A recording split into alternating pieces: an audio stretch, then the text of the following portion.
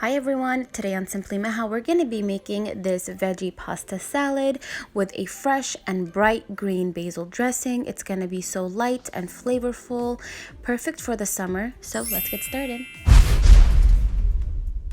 So I've already boiled my pasta. I'm using shortcut pasta, and ideally you want to use the one that sort of have pockets like that so that they can really engulf all that dressing and that it can sort of hold it so that the dressing isn't just going everywhere. It can be really in the pasta. And what I'm doing now is I am chopping up some fresh mozzarella and some baby tomatoes. These look so beautiful and they were so fresh. Now, if you didn't have fresh mozzarella, you can use feta, you can use whatever you have on hand. Really, salads to me are all about being efficient in the kitchen and what you have on hand. And really, whenever you're seeing a salad recipe, you really want to focus on the dressing, because once you get that down, you can really play it up with whatever you want. So I'm just going to add that to the bowl.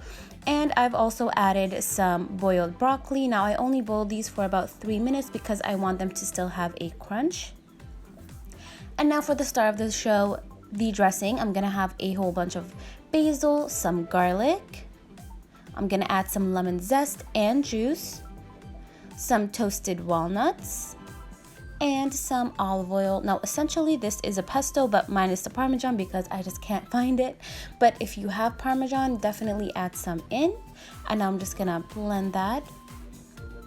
And then don't forget to run your spatula down the sides.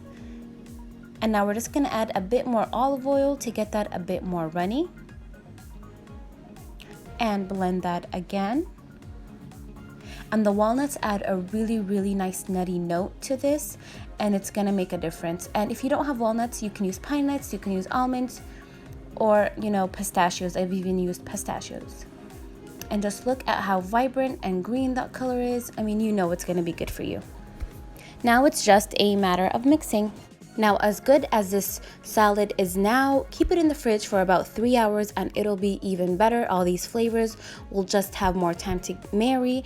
And that's it. The recipe will be in the description, and don't forget to subscribe if you like this video. Give it a thumbs up, and don't forget to follow me on all my socials. I will have them linked down below, and I will see you next time. Bye bye.